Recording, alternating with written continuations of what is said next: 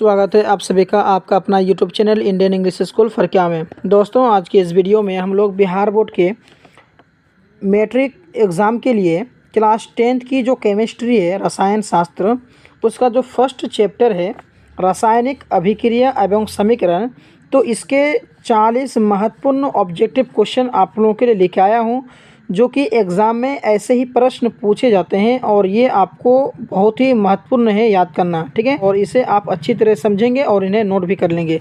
आइए वीडियो को स्टार्ट करते हैं। आपका पहला सवाल है, कौन सी गैस उत्सर्जित होगी जब धातुएं जल के साथ अभिक्रिया करेंगी, ठीक है। या ऑक्सीजन, या फिर कार्बन डाइऑक्साइड, या फिर हाइड्रोजन, या फिर नाइट्रोजन। आप सवाल को अच्छी तरह समझेंगे। सवाल में ये पूछ रहा है आपसे कि कौन सी गैस उत्सर्जित होगी, कौन सी गैस उत्सर्जित होगी जब धातुएं जल के साथ अभिक्रिया करेगी। तो जब जल जो है, जो धातुएं जल के साथ अभिक्रिया करेगी, तो वो कौन सी गैस उत्सर्जित होगी, वो हो जाएगा आपका सी, यानी हाइड्रोजन। हाइड्रोजन जो है कि गैस उत्सर्जित होगी, ठीक है। आइए प्रश्न नंबर हम लोग 2 को हल कर लेते हैं। प्रश्न नंबर 2 कह रहा है Fe2O3 + 2Al, ये मिलके बन जाता है आपका Al2O3 + 2Fe, ठीक है। तो ऊपर दी गई अभिक्रिया, ये जो अभिक्रिया दिया गया है, तो ये किस प्रकार की है। ऐसे ही प्रश्न जो है कि बोर्ड एग्जाम में पूछे जाते हैं, बहुत ही महत्वपूर्ण है। कोई भी आपको समीकरण दे देगा और पूछेगा कि ये कौन सी अभिक्रिया है, ठीक है। तो आपको यहाँ पर दिमाग लगाना है और इसका जवाब देना है, बहुत ही आसान है। इसका जो आंसर है वो आंसर आपका हो जाएगा ऑप्शन नंबर डी, बिल्कुल राइट हो जाएगा, विस्थापन अभिक्रिया हो जाएगा, ठीक है। नंबर हम लोग 3 को देखते हैं। क्वेश्चन नंबर 3 बहुत ही महत्वपूर्ण है। कह रहा है, लोह चूर्ण पर तनु हाइड्रोक्लोरिक अम्ल डालने से क्या होता है। यानी लोह चूर्ण पर अगर तनु हाइड्रोक्लोराइड क्लोरिक अम्ल जो है कि अगर डाला जाए तो उसमें क्या होगा। तो इसमें जो सही ऑप्शन है, सही ऑप्शन में आपको टिक लगानी है। तो दोस्तों, इसका जो सही ऑप्शन है, ऑप्शन नंबर आपका ए बिल्कुल सही हो जाएगा। क्यों होगा? क्योंकि लोह चूर्ण पर तनु हाइड्रोक्लोरिक अम्ल अगर डाला जाए तो वो जो है कि हाइड्रोजन गैस एवं आयरन क्लोराइड बनता है, ठीक है। इसीलिए आपका ऑप्शन नंबर ए बिल्कुल राइट हो जाएगा। आइए क्वेश्चन नंबर हम लोग 4 को देखते हैं। क्वेश्चन नंबर 4 कह रहा है, श्वसन किस प्रकार की अभिक्रिया। ये बहुत ही आसान है। श्वसन जो है आपका जो है कि श्वसन उपचयन जो है कि अभिक्रिया है। कौन सा अभिक्रिया है? उपचयन अभिक्रिया है, इसीलिए आपका ए सही हो जाएगा। क्वेश्चन नंबर 5 कह रहा है, CuO + H2O से मिलके बन रहा है Cu + H2O किस प्रकार की अभिक्रिया है। यानी CuO + H2O मिलकर के जो Cu + H2O बन रहा है वो किस प्रकार की अभिक्रिया है। तो भाई इसका जो सही ऑप्शन है, ऑप्शन नंबर आपका हो जाएगा बी, यानी ये अपचयन जो है कि अभिक्रिया है, ठीक है। इन्हें आप टिक लगा देंगे। आइए क्वेश्चन नंबर 6 को देख लीजिए। क्वेश्चन नंबर 6 कह रहा है, इलेक्ट्रॉन के स्थानांतरण से बने यौगिक को क्या कहते हैं। यानी इलेक्ट्रॉन के स्थानांतरण से बने यौगिक को हम क्या कहेंगे? हम लोग जो है कि उसे विद्युत संयोजी कहेंगे। क्या कहेंगे? विद्युत संयोजी कहेंगे। इसलिए ऑप्शन नंबर आपका बी सही हो जाएगा। क्वेश्चन 7 कह रहा है, नीचे दी गई अभिक्रिया, जो यहाँ पर अभिक्रिया आपको दिख रहा है, में से कौन सा कथन सही है। इनमें से आपका जो 4 ऑप्शन दिया हुआ है, इन 4 में से कौन सा सही बोल रहा है, कौन सा सही है, ठीक है। कह रहा है यहाँ पर 2Cu + O2 मिलकर के बन रहा है 2CuO, ठीक है। तो ये कौन सा ये है अभिक्रिया जो है कि कौन सा बन रहा है इसमें। तो इसका ऑप्शन नंबर ए बिल्कुल राइट हो जाएगा। यानी कॉपर का ऑक्सीकरण हो रहा है। यहाँ पर क्या हो रहा है? Cu जो है कि वो कॉपर का जो सही है, संक्षेप में Cu है। तो अगर कॉपर और ऑक्सीजन मिलकर के जो है कि अभिक्रिया करे तो उसको हम कहेंगे कॉपर का ऑक्सीकरण हो रहा है। यहाँ पर कौन सा अभिक्रिया हो रहा है?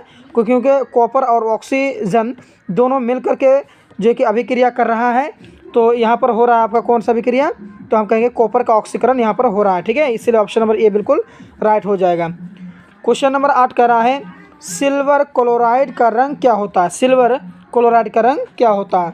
तो भाई बहुत ही इंपॉर्टेंट सवाल है ये। तो इसका सही ऑप्शन की अगर मैं बात करूँ तो ऑप्शन नंबर ये बिल्कुल हो जाएगा, ए बिल्कुल राइट हो जाएगा। निश्वेत, सफ़ेद का मतलब होता है आपका क्या?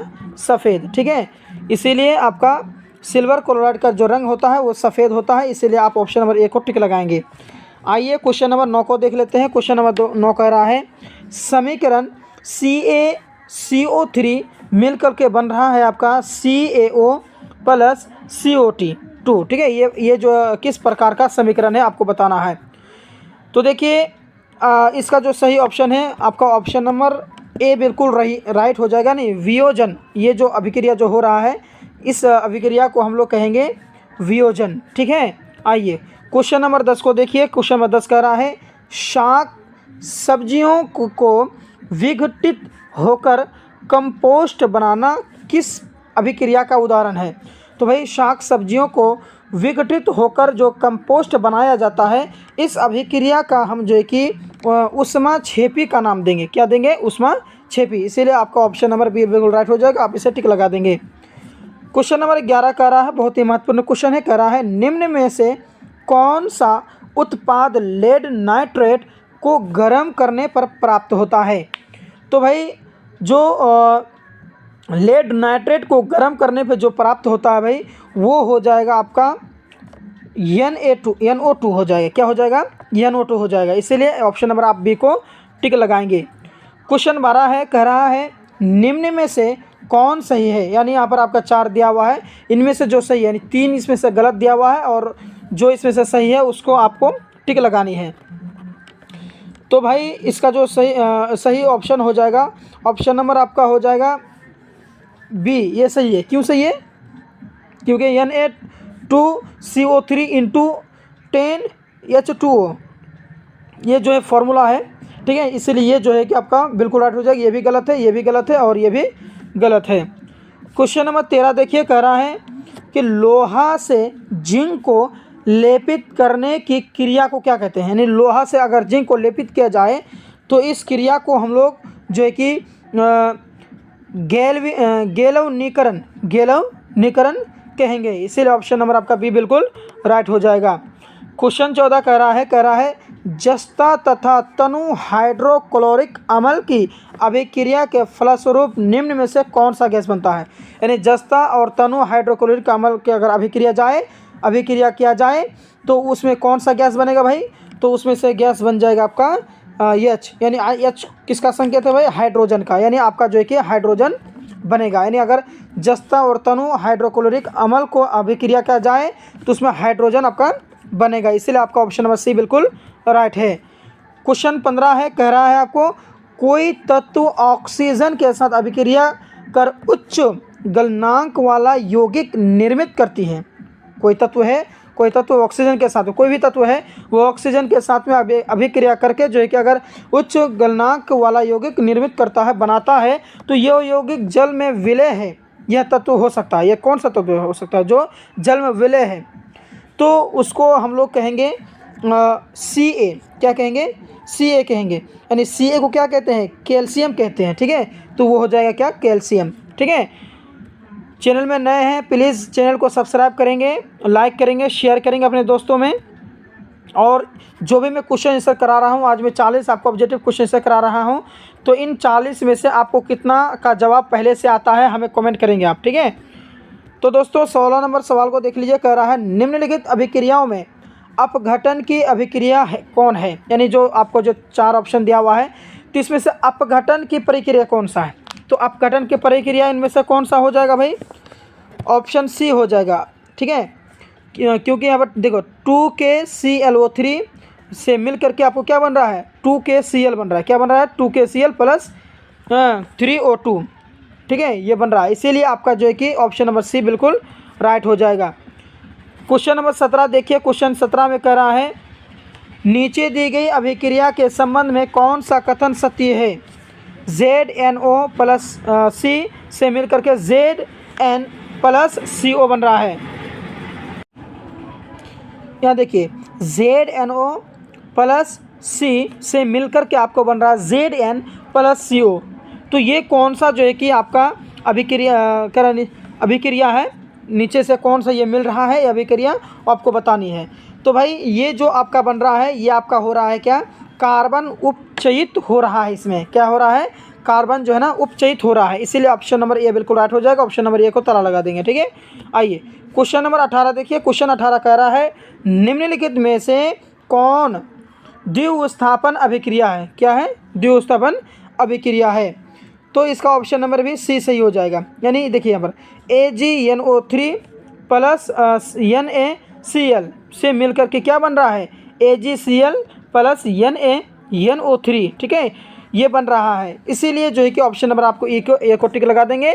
इसमें जो है ना द्विउत्स्थापन अभिक्रिया हो रहा है, ठीक है, इसमें क्या हो रहा है, द्विउत्स्थापन अभिक्रिया हो रहा है, इसीलिए आप ऑप्शन नंबर सी को टिक लगाएंगे। आइए क्वेश्चन नंबर 19 को हल करते हैं।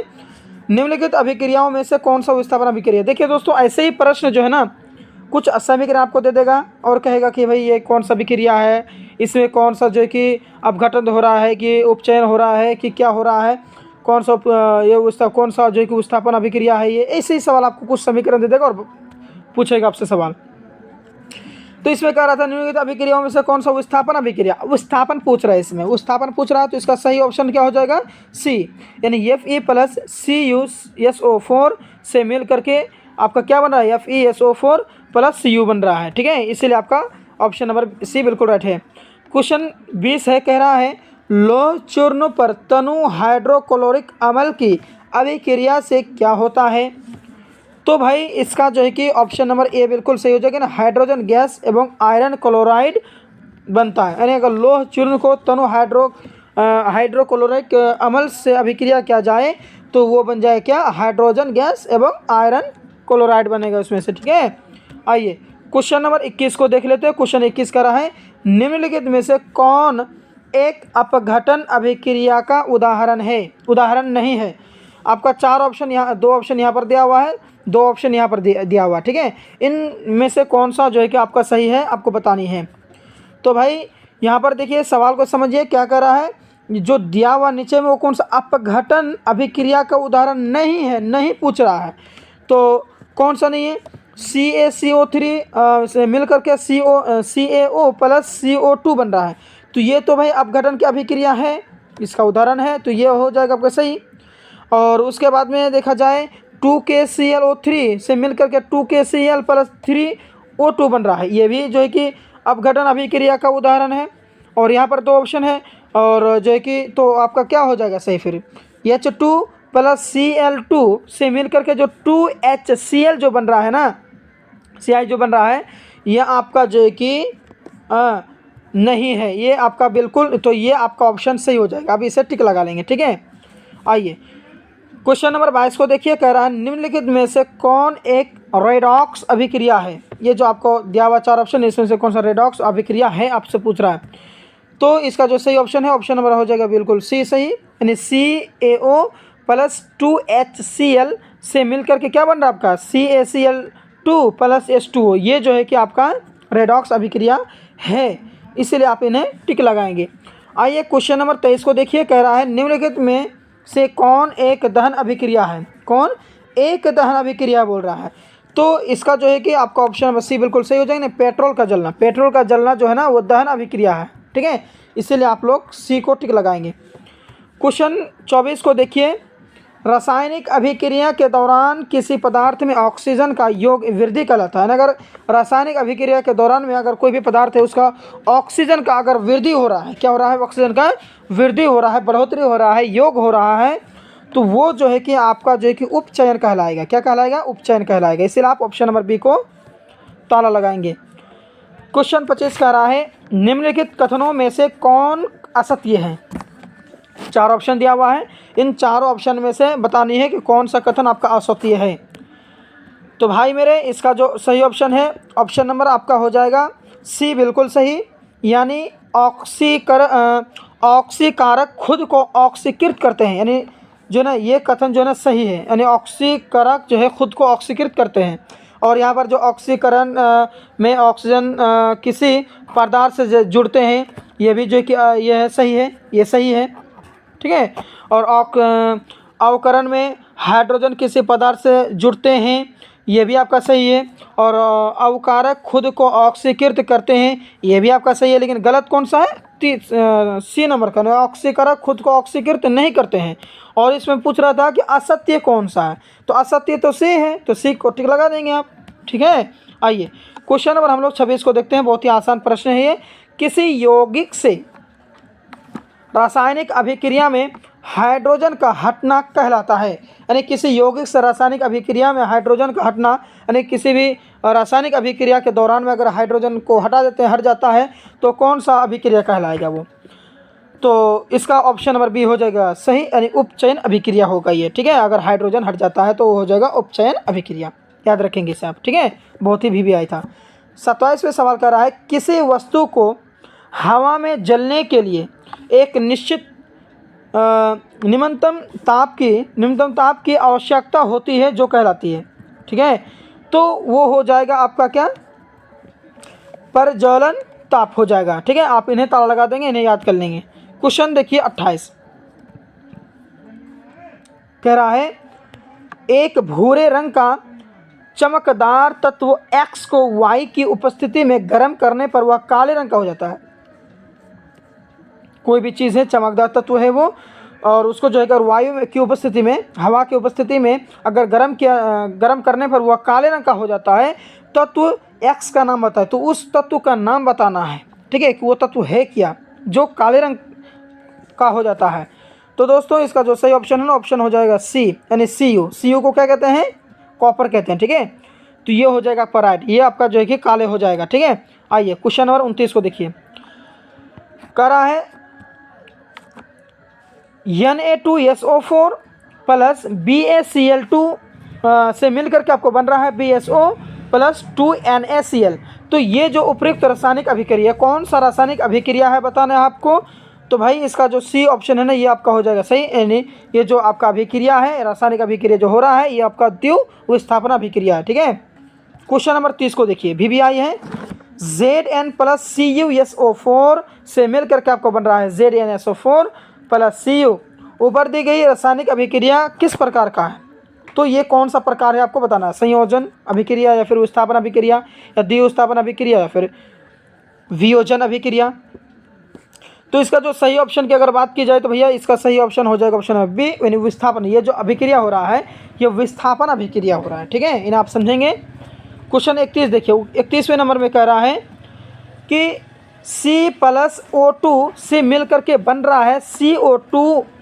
तो उपयुक्त रासायनिक अभिक्रिया किस प्रकार की है, जो रासायनिक अभिक्रिया हो रहा है किस प्रकार, विस्थापन अभिक्रिया की वियोजन अभिक्रिया या फिर आपका जो है कि संयोजन अभिक्रिया या फिर इनमें से कोई नहीं। तो दोस्तों इसकी जो ये जो समीकरण का जो अभिक्रिया हो रहा है ये आपका हो जाएगा राइट, सी, ऑप्शन सी हो जाएगा राइट। ठीक है, यानी संयोजन अभिक्रिया हो रहा है। ठीक है, आइए क्वेश्चन नंबर हम लोग देख लेते हैं 32वां को। CaO से और जो है कि H2O मिल करके क्या बन रहा है, CaOH2। उपयुक्त समीकरण, उपयुक्त रासायनिक अभिक्रिया है, यानी ये कौन सा रासायनिक अभिक्रिया है। तो दोस्तों इसका जो सही ऑप्शन है ना, ऑप्शन नंबर ये हो जाएगा, यानी ये जो रासायनिक अभिक्रिया हो रहा है ये संयोजन अभिक्रिया हो रहा है। क्या हो रहा है, संयोजन अभिक्रिया। क्वेश्चन 33 देखिए, ऊष्मा के द्वारा की गई वियोजन अभिक्रिया को कहते हैं, यानी ऊष्मा के द्वारा की गई वियोजन अभिक्रिया, यानी ऊष्मा के द्वारा अगर वियोजन अभिक्रिया किया जाए तो उसे क्या कहते हैं आपको। तो भाई इसका जो सही ऑप्शन है ना, ऑप्शन नंबर हो जाएगा बी, यानी ऊष्मीय वियोजन।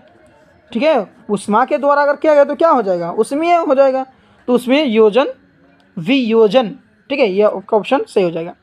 क्वेश्चन देखिए 34, जिन अभिक्रियाओं में ऊर्जा अवशोषित होती है उन्हें क्या कहते हैं, उन्हें आप क्या कहेंगे। तो ऑप्शन नंबर बी हो जाएगा, यानी ऊष्मा शोषी अभिक्रिया, क्योंकि भाई ऊर्जा अवशोषित हो रहा है इसमें, तो इस अभिक्रिया को हम लोग कहेंगे क्या, ऊष्मा शोषी अभिक्रिया। देखिए 35वां सवाल, वे अभिक्रियाएं जिनमें अभिकारकों के बीच आयनों का आदान प्रदान होता है क्या कहते हैं। जो वे अभिक्रियाएं जिनमें अभिकारकों के बीच आयनों का जो है आदान प्रदान अगर होगा तो उन्हें आप क्या कहेंगे। तो भाई मेरे इसका जो सही ऑप्शन है ना, ऑप्शन नंबर आपका डी हो जाएगा बिल्कुल राइट, यानी द्विविस्थापन अभिक्रिया हो जाएगा। ठीक है, अगर अभिक्रियाओं जिनमें अभिकारकों के बीच आयनों का आदान प्रदान हो, किसका, आयनों का आदान प्रदान हो, तो उसको हम लोग कहेंगे क्या, द्विविस्थापन अभिक्रिया। आइए 36वां सवाल देखिए, तो कह रहा है जब कोई धातु अपने आसपास अम्ल, अर्द्रता आदि के संपर्क में आती है तो संक्षारित होती है, इस प्रक्रिया को क्या कहेंगे। यहाँ पर दो ऑप्शन आपका दिया हुआ, यहाँ पर देखिए दो ऑप्शन आपका दिया हुआ। तो भाई जब कोई भी धातु आसपास अम्ल, आर्द्रता आदि के संपर्क में आती है और संक्षारित होती है। क्या होती है? संक्षारित। इसे आप पकड़ेंगे, संक्षारित अगर होगी तो इसका जो है कि क्या हो जाएगा? संक्षारण। ऑप्शन सही, सी सही हो जाएगा। समझ रहे हैं बात को? ठीक है, आइए क्वेश्चन देखिए 37वां। रासायनिक अभिक्रिया के दौरान किसी पदार्थ में ऑक्सीजन का ह्रास कहलाता है। क्या कहलाता है? ह्रास कहलाता है। तो क्या हो जाएगा? ऑप्शन नंबर बी हो जाएगा बिल्कुल सही, यानी अपचयन हो जाएगा। अगर रासायनिक अभिक्रिया के दौरान में अगर पदार्थ में अगर ऑक्सीजन का ह्रास होता है, क्या होता है? ह्रास होता है, तो हो जाएगा अपचयन। आइए क्वेश्चन नंबर 38 को देखिए, कह रहा है अवक्षेपण अभिक्रिया से किस प्रकार का लवण प्राप्त होता है? अवक्षेपण अभिक्रिया से किस प्रकार का लवण प्राप्त होता है? तो भाई इसका जो सही है ना, ऑप्शन नंबर बी हो जाएगा, अविले होता है। ठीक है, आइए क्वेश्चन नंबर 39 को देखिए। Pb प्लस CuCl2 से मिल करके जो है आपका क्या बन रहा है? PbCl2 plus Cu। ये जो उपयुक्त रासायनिक अभिक्रिया है ना, कौन सा अभिक्रिया है? विस्थापन अभिक्रिया है कि वियोजन अभिक्रिया है कि द्विस्थापन अभिक्रिया है कि इनमें से कोई नहीं है? तो भैया इसका जो सही ऑप्शन की बात की जाए तो ऑप्शन नंबर ये हो जाएगा बिल्कुल राइट, यानी विस्थापन अभिक्रिया हो रहा है। इसमें क्या हो रहा है? विस्थापन अभिक्रिया। आइए क्वेश्चन नंबर 40 देख लेते हैं। क्वेश्चन नंबर 40 को हल करने से पहले अगर आपने अभी तक हमारे इस चैनल को सब्सक्राइब नहीं किया है तो प्लीज़ हमारे चैनल को सब्सक्राइब करेंगे और अपने दोस्तों में शेयर करेंगे ताकि उन्हें भी इस वीडियो का फ़ायदा मिले और आप जो है कि जितने भी महत्वपूर्ण क्वेश्चन आंसर कराए हुए मैं आज उन्हें आप नोट करके लिख लेंगे और याद भी कर लेंगे। ठीक है, तो देखिए क्वेश्चन नंबर 40 को, वायुरोधी बर्तनों में खाद्य सामग्री रखने से उपचयन की गति हो जाती है। तो भाई अगर वायुरोधी बर्तनों में खाद्य सामग्री रखने से उपचयन की गति क्या हो जाएगी? जाहिर से बात है, धीमी हो जाएगी। तो ऑप्शन नंबर ये हो जाएगा बिल्कुल राइट, इन्हें आप ताला लगा देंगे। तो दोस्तों वीडियो कैसा लगा कमेंट बॉक्स में ज़रूर बताएंगे। अगर आप हमारे चैनल में नए हैं, पहली बार विजिट कर रहे हैं, तो चैनल को सब्सक्राइब करने के साथ में आपका प्यार दिखाएंगे और बेल आइकन को ऑल पे सेट कर लेंगे और अपने दोस्तों में शेयर करेंगे, लाइक करेंगे। तो मिलते हैं नेक्स्ट वीडियो में। Thank you.